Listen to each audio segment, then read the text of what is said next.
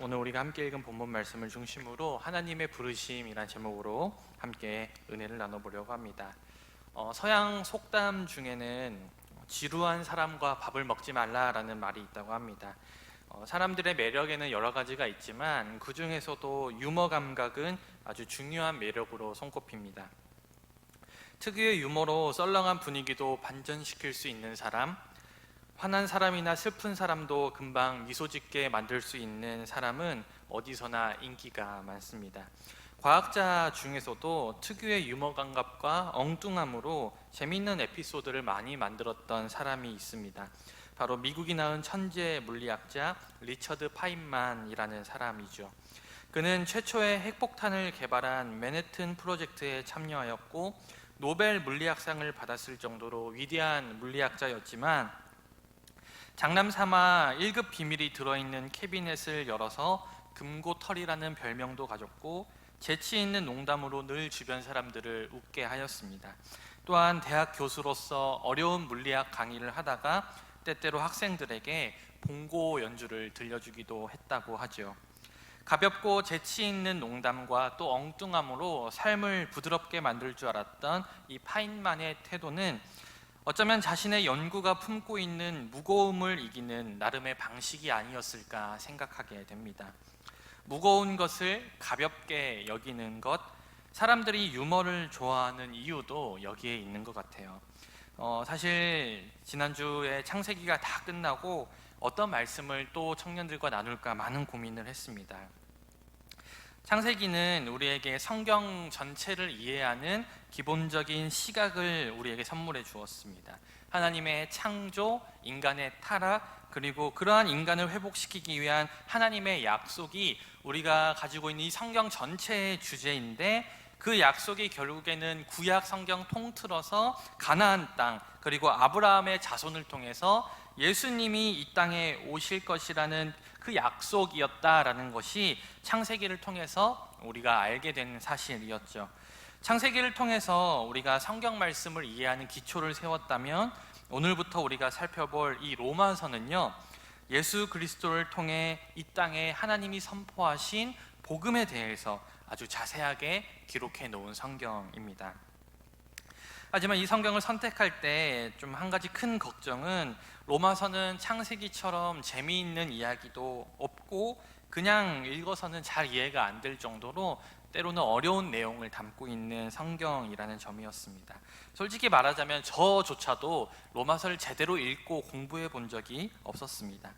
하지만 우리도 어렵고 무거운 내용일수록 가볍게 마음을 먹는다면 저는 분명 로마서를 통해서 하나님께서 우리에게 귀한 그 복음의 비밀을 알려주실 것이라 믿습니다. 더욱이 저도 최대한 친절하게, 최대한 쉽게 로마서 말씀을 풀어주기 위해 노력할 것을 여러분들에게 약속드립니다. 오늘은 간략하게 로마서의 배경을 좀 살펴보고 1절에서 7절까지 말씀만 함께 보려고 합니다. 로마서는 말 그대로 로마에 거주하는 성도들을 위해 바울이 기록한 편지입니다. 로마 교회는 바울이 로마로 가기 전부터 존재하였는데 이 로마 교회가 어떻게 시작되었는지는 알려진 바가 없어요.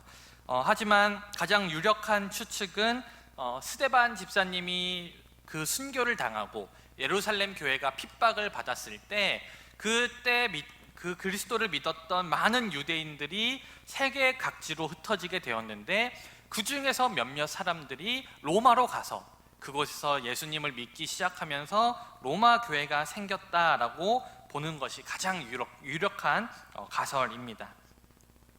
바울이 이 로마서를 쓸 당시에 로마 교회는요, 어려움이 있었습니다. 뭐냐면 성도들 사이에 갈등과 분열이 있었어요. 앞서 이야기했듯이 본래 로마 교회는 유대인 그리스도인들이 로마로 가서 세운 교회였어요. 그리고 그들로 인해서 이방인들이 또 예수님을 믿고 함께 동참하게 된, 그러니까 유대인들이 중심을 잃었고 이방인들이 함께 참여하게 된 교회였다라고 알 수가 있죠. 그런데 로마 클라디우스 황제 때 로마에 있던 유대인들 사이에서 이 그리스도를 믿는 문제로 유대교를 믿는 유대인들과 그리스도를 믿는 유대인들 사이에 커다란 어떤 다툼, 분쟁이 생겨나게 되었어요. 결국에는 클라우디우스 황제는 이 로마의 질서를 흐트러뜨리는 유대인들을 전부 다 로마로부터 추방하는 일이 벌어지게 됩니다. 그러니까 갑작스럽게 유대인들이 전부 다 로마 밖으로 빠져나가니까 로마 교회는 당연히 이방인 그리스도인들만이 남게 되었고, 그들을 중심으로 새롭게 구조가 개편되고 그들을 중심으로 이방인 그리스도인들이 점점 늘어나게 되었습니다. 그리고 이후 시간이 흘러서 다시 유대인들이 로마로 돌아오게 되었는데, 로마로 돌아온 유대인 그리스도인들이 그 교회에 다시 갔을 때 이미 자신들은 중심이 아니라 주변인들로 바뀌어 있었다는 것이죠. 이방인들이 이 로마 교회를 주도하고 있었다라는 것입니다. 이로 인해서 이 유대인 그리스도인들과 이방인 그리스도인들 사이에 갈등이 생기게 되었어요. 이러한 두 그룹의 갈등은 결국에는 율법을 지키는 문제를 시작으로 유대인과 이방인, 그리고 믿음이 강한 자와 믿음이 약한 자의 대립 양상으로 드러나게 되었습니다. 그래서 바울은 이 문제를 해결하기 위해서 로마서를 기록하였습니다. 로마서를 통해서 이들이 서로 화해하기를 바랬던 것이죠. 바울은 로마 교회의 문제를, 이러한 갈등을 해결할 수 있는 가장 좋은 길은 바른 복음을 알려주는 길이라고 생각했고, 로마서를 통해서 올바른 복음에 대해서 알려줌으로써 이 유대인들과 이방인들의 두 집단이 서로 용납하고 화해하도록 그렇게 권면하는 마음에서 이 로마서를 기록하였습니다. 우리가 이러한 배경을 가지고 이제부터 함께 로마서 말씀을 살펴보도록 하겠습니다. 바울은요, 늘 편지를 쓸 때 자신을 소개하는 인사로 편지를 시작합니다. 로마서도 1장 1절에서 7절까지 말씀은 바울의 인사를 담고 있어요. 하지만 다른 성경과는 다르게 이 로마서의 인사는 조금 더 자세하게 되어 있는데, 왜냐하면 바울과 로마 교회 성도들은 지금껏 한 번도 만난 적이 없는 사이였기 때문입니다. 그래서 좀 더 자세하게 자신을 소개하고 있는 것을 보게 됩니다. 혹시 방송실 말씀 좀 띄워주실 수 있으실까요? 1절 말씀. 네. 1절 말씀 우리 함께 읽어볼까요? 시작.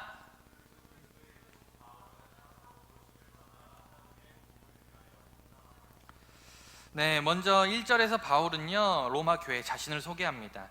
바울은 두 가지로 자신을 소개하는데, 가장 먼저 자신을 예수 그리스도의 종이다라고 이야기를 해요. 이 당시의 종은요, 그냥 이 주인에게 완전히 종속된 존재, 주인의 거의 물건과 다름없는 존재였습니다. 그러니 예수 그리스도의 종이라는 표현은 자신의 그 존재 자체가 예수님께 완전히 바쳐져서 예수님께 완전히 헌신된 존재라는 것을 의미합니다. 그러니까 바울은 세상의 그 어떤 칭호보다도 이 예수 그리스도의 종이라는 정체성을 가장 먼저 앞세우고 있는 것을 우리가 보게 되죠. 바울이 자신을 소개하는 두 번째 말은요, 사도입니다. 사도란 파견된 자라는 뜻으로 복음을 전하기 위해 예수님으로부터 직접 파견된 사람들을 지칭하는 말입니다. 대표적인 사도들이 바로 예수님의 12제자들, 예수님과 함께 동고동락했고 직접 가서 땅끝까지 복음을 전하라고 명령을 받았던 이 12제자들이 있겠죠. 예수님이 직접 파견했다는 건요, 곧 사도들은 예수님이 살아계실 때 예수님을 만난 사람들이라는 것을 뜻합니다. 그러니 만약에 이 시대에 제가 사도입니다 라고 말하는 사람이 있다면 그거는 두 가지죠. 사도의 뜻을 모르거나 아니면은 이단이거나, 둘 중 하나입니다. 근데 여러분, 바울은요, 예수님이 살아계실 때 예수님을 만난 적이 없어요. 그래서 바울에게는 늘 이 사도 직분에 대한 의심과 의문이 뒤따랐습니다. 너 예수님 만난 적 없잖아. 근데 너가 무슨 사도야? 이렇게 얘기하는 사람들이 늘 존재했어요. 그런데 바울은요, 교회에서 공식적으로 사도로 인정을 받은 사람이었습니다. 그렇다면 예수님이 살아계실 때 예수님 만난 적이 없었던 바울이 어떻게 사도가 될 수 있었을까요? 바울은 예수님이 살아계실 때 그를 만나지는 못했지만 그가 다메섹으로 유대인 그리스도인들을 핍박하러 가던 중에 환상 중에 예수님을 만났고 예수님으로부터 직접 이방인의 사도로 부르심을 받았기 때문입니다. 그리고 예수님께서는 아나니아라는 선지자를 통해서 이 바울을 내가 직접 불렀다는 사실을 확증시켜 주셨어요. 그래서 바울은 그 교회로부터 사도로 부르심을 받았음을 인정받았습니다. 그러니까 바울이 내가 스스로 그냥 아무것도 없었는데 스스로 갑자기 나와서 내가 스스로 사도가 되었습니다 얘기하는 것이 아닙니다. 그래서 오늘 말씀에서도 보면 바울은 자신을 사도로 부르심을 받았다라고 소개하고 있습니다. 그러니 바울은 확실한 사도였다라는 것이죠. 자, 그렇다면 왜 예수님께서는 오늘 이 바울을 사도로 부르셨는가? 바울은 자신을 향한 이러한 예수님의 부르심은 바로 하나님의 복음을 위해서라고 이야기합니다. 여러분, 복음이 무엇일까요? 바울은 이어지는 말씀에서 복음이 무엇인지 설명을 해줍니다. 우리 2절에서 4절 말씀 함께 좀 볼까요? 시작. 그의 아들에 관하여 성경에 따라 약속하신 것이라. 그의 아들에 관하여 말하면 육신으로는 다윗의 혈통에서 나셨고 성령의 영으로는 죽은 자들 가운데서 부활하사 능력으로 하나님의 아들로 선포되셨으니 곧 우리 주 예수 그리스도이시라. 아멘. 여러분, 복음이라는 말의 뜻이 무엇인지 혹시 아십니까? 이 복음이란 말의 사전적인 정의는 기쁜 소식이에요. 기쁜 소식. 자, 그럼 무엇이 기쁜 소식이죠? 여러분들에게 어떤 게 기쁜 소식입니까? 오랫동안 기다렸던 택배가 도착했을 때, 합격하기 소원했던 직장에 합격했을 때, 혹은 학교에 합격했을 때, 또 오랫동안 부었던 적금이 만기가 되었을 때, 그리고 사랑하는, 내가 너무나도 애정하는 사람으로부터 연락을 받았을 때, 건강검진을 했는데 건강하다는 소식을 받았을 때, 우리에게 이런 것들이 기쁜 소식이 되죠. 그러니까 우리에게 있어서 기쁜 소식은 우리의 문제가 해결되었다, 혹은 우리가 기대하고 염원하던 것들이 이루어졌다라는 소식이 기쁜 소식이 된다라는 것이죠. 하지만 성경에서 말하는 기쁜 소식은요, 어떠한 개인적인 기쁜 소식이 아닙니다. 남녀노소, 인종과 성별을 가리지 않고 모든 인류에게 있어서 기쁜 소식이 바로 진정한 복음이라는 것이죠. 그렇다면 온 인류에게 있어서 가장 기쁜 소식이 무엇입니까? 바로 온 인류에게 있는 고질적인 문제, 바로 죽음의 문제가 해결되었다는 소식이에요. 더 이상 죽지 않아도 된다. 죽음의 문제가 끝났다. 바로 죄로부터 우리를 해방시킬 메시아가 오셨고, 그로 인해서 우리의 죽음의 문제가 끝났다는 소식이 바로 진정한 기쁜 소식이라는 것이죠. 그러니 바울은 오늘 말씀에서 이야기하기론 복음이란 그의 아들, 즉 하나님의 아들이신 예수 그리스도다라고 이야기를 합니다. 여러분, 복음은요, 예수 그리스도예요. 복음 이꼴 예수 그리스도입니다. 그런데 여러분, 우리는 왜 예수라는 인물을 하나님의 아들로서 믿습니까? 여러분, 지금도 우리나라에 보면요, 자신이 메시아라고 주장하는 사람들이 많이 있어요. 정명석, 그다음에 안산홍, 많은 사람들이 자신이 메시아다, 재림 예수다 주장하는 사람들이 많이 있었습니다.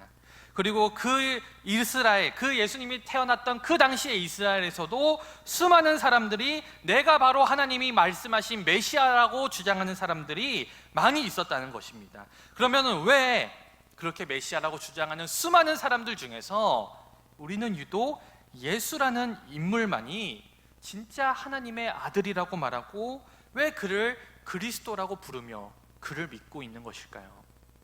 그들과 예수의 차이점이 무엇입니까? 혹시 우리도 이단 사이비에 속고 있는 것은 아닐까요? 그렇지 않아요.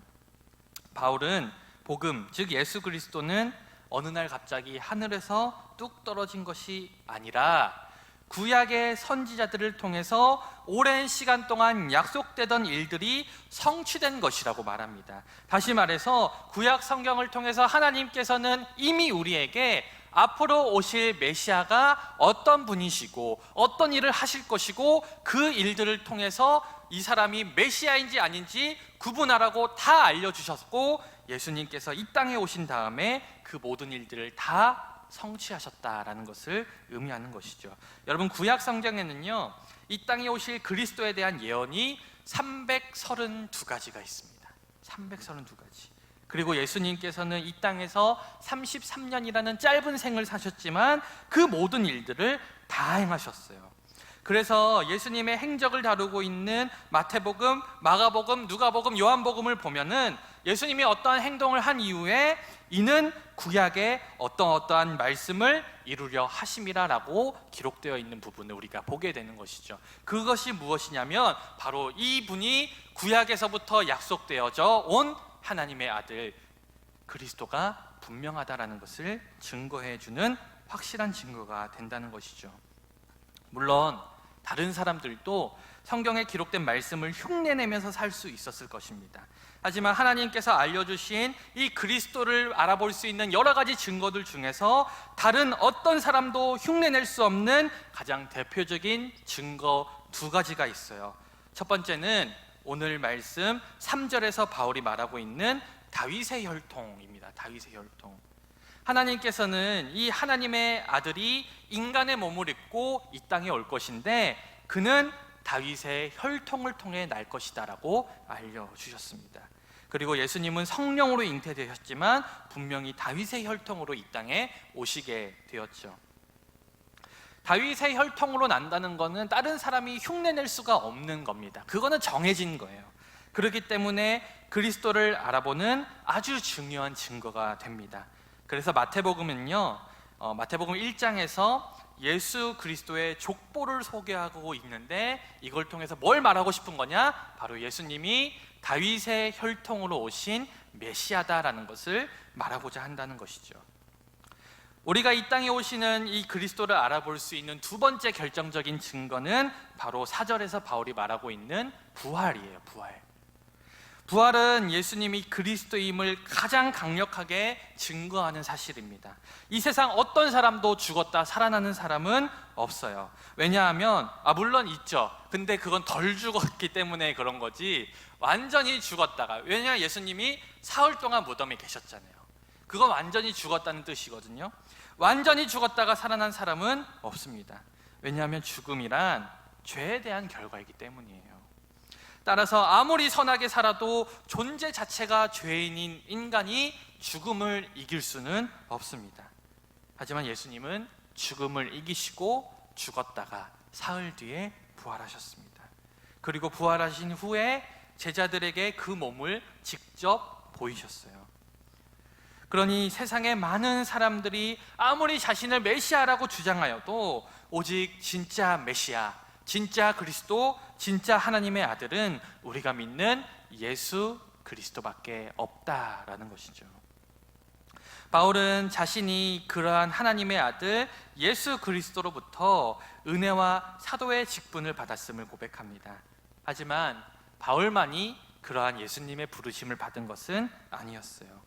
바울은 로마 교회 성도들을 향하여서 너희도 예수 그리스도의 것으로 부르심을 받은 자들이라고 말합니다.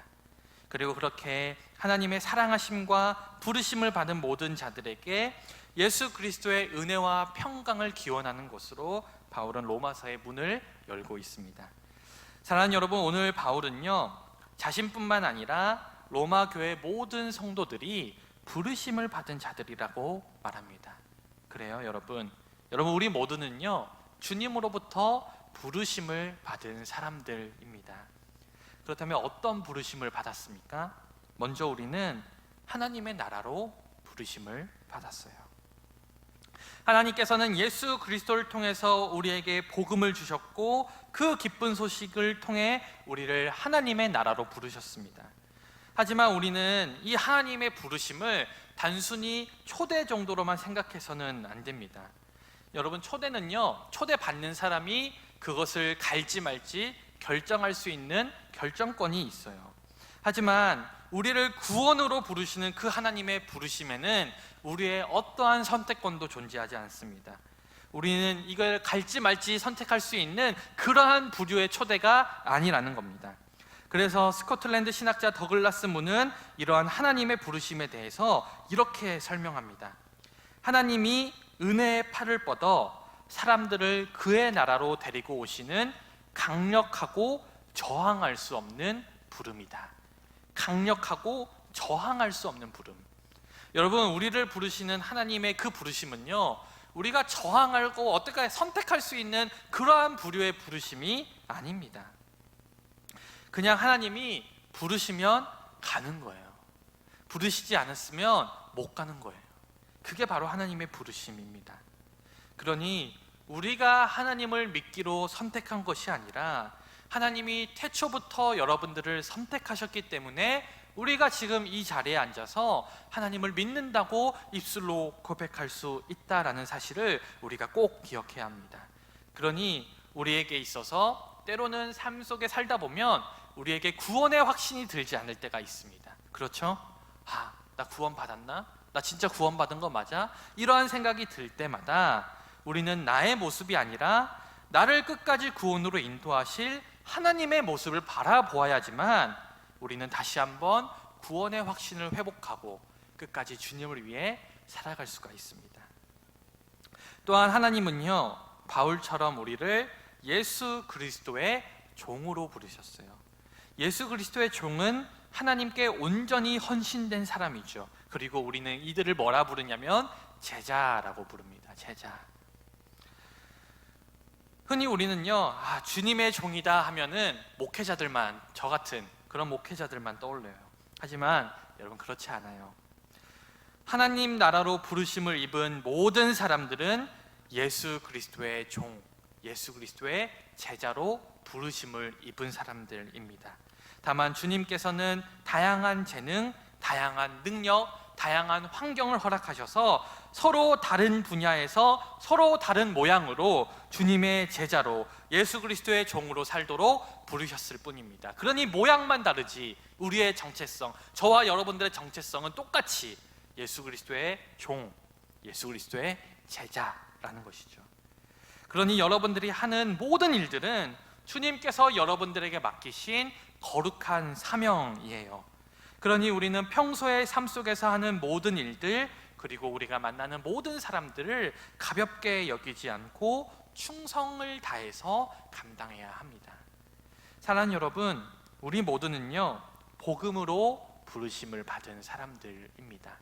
내가 어떠한 선택할 여지도 없이 하나님께서는 여러분들을 너무나도 사랑하셔서 여러분들을 부르셨고 여러분들을 생명의 길로 인도해 주셨어요. 그리고 그 부르심을 받은 동시에 우리는 또한 예수 그리스도의 종으로 살기로 부르심을 받은 자들이라는 사실을 우리가 기억해야 합니다.